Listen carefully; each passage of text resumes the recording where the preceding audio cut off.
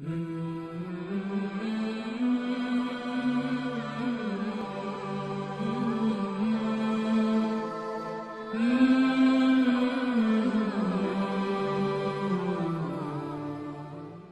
اعمال کا 9واں قصہ پیش خدمت ہے۔ بسم اللہ الرحمن الرحیم۔ حضرت عمر رضی اللہ تعالیٰ عنہ کا قصہ۔ حضرت عمر رضی اللہ تعالیٰ عنہ جن کے پاک نام پر آج مسلمانوں کو فخر ہے اور جن کے خوش ایمانی سے آج 1300 برس بعد تک کافروں کے دلوں میں خوف ہے، اسلام لانے سے قبل مسلمانوں کے مقابلے اور تکالیف پہنچانے میں بھی ممتاز تھے۔ نبی اکرم صلی اللہ علیہ وآلہ وسلم کے قتل کے درجے رہتے تھے۔ ایک روز کفار نے مشورہ کی کمیٹی قائم کی کہ کوئی ہے جو محمد کو قتل کر دے۔ عمر نے کہا کہ میں کروں گا۔ لوگوں نے کہا کہ بے شک تم ہی کر سکتے ہو۔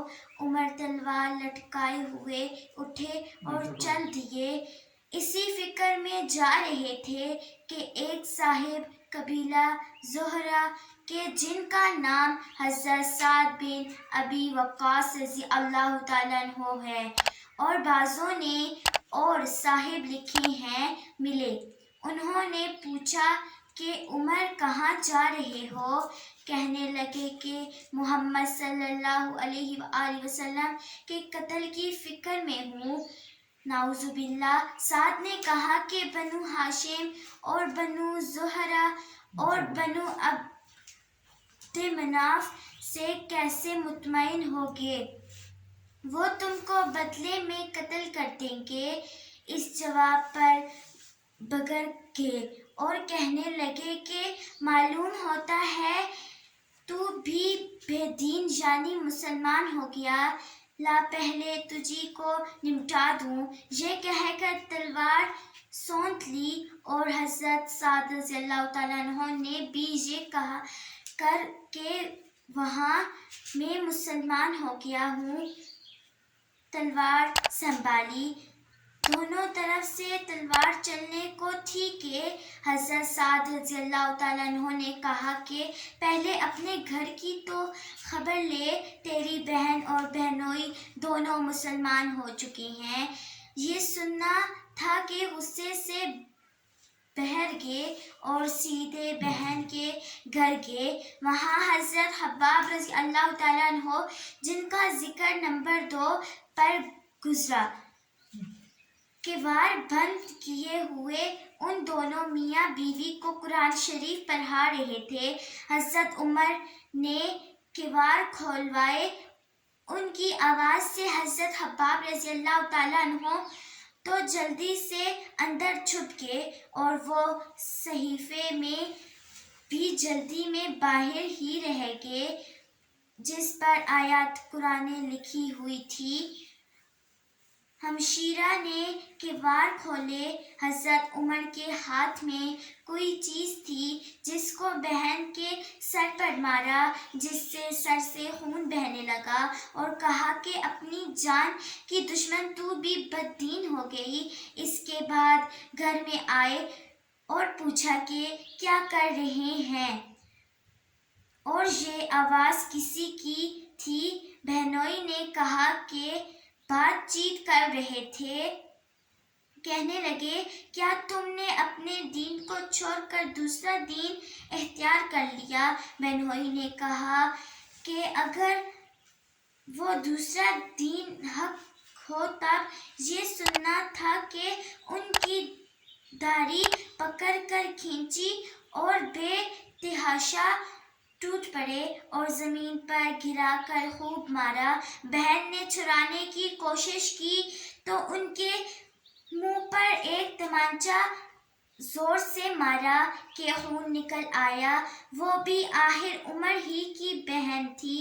کہنے لگے کہ عمر، ہم کو اس وجہ سے مارا جاتا ہے کہ ہم مسلمان ہو گئے۔ بے شک ہم مسلمان ہو گئے ہیں، جو تجھ سے ہو سکتا ہے وہ کر۔ اس کے بعد حضرت عمر نے نگاہ اس صحیفہ پر پڑی جو جلدی میں باہر رہ گیا تھا، اور غصے کا جو شخص تھا بھی اس پر مار پیٹ سے کم ہو گیا تھا، اور بہن کے اس طرح خون میں بہر جانے سے شرم سے بھی آ رہی تھی۔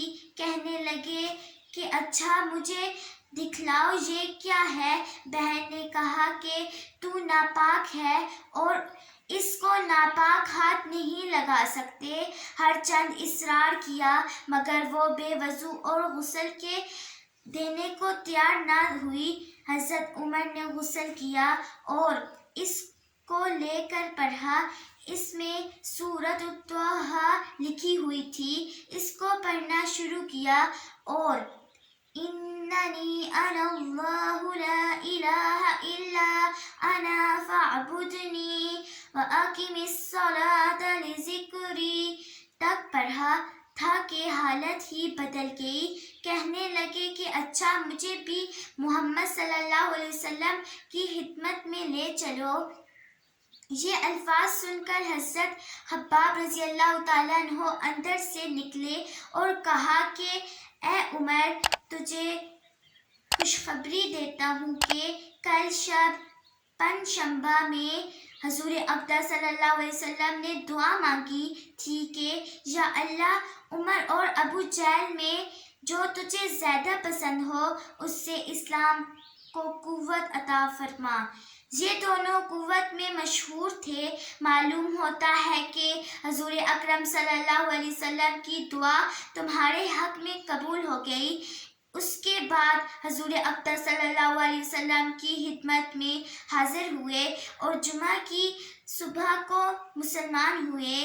حساس ان کا مسلمان ہونا تھا کہ کافر کے حوصلے پست ہونا شروع ہو گئے، مگر پھر بھی یہ نہایت مختصر جمعہ تھی اور وہ سارا مکہ بلکہ سارا عرب اس لیے اور بھی جوش پیدا ہوا، اور جیسے کر کے مشورہ کر کے ان حضرات کو ناپید کرنے کی کوشش ہوتی تھی اور طرح طرح کی تدبیریں کی جاتی تھی۔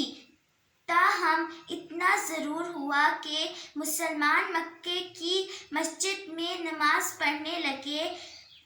حضرت عبداللہ بن مسعود رضی اللہ تعالیٰ عنہ نے فرمایا ہے کہ عمر رضی اللہ تعالیٰ عنہ کا اسلام لانا مسلمانوں کی فتح تھی اور ان کی ہجرت مسلمانوں کی مدد تھی اور ان کی خلافت رحمت تھی۔ جو پڑھا سنا اللہ اس پر عمل کرنے کی توفیق عطا فرمائے، آمین۔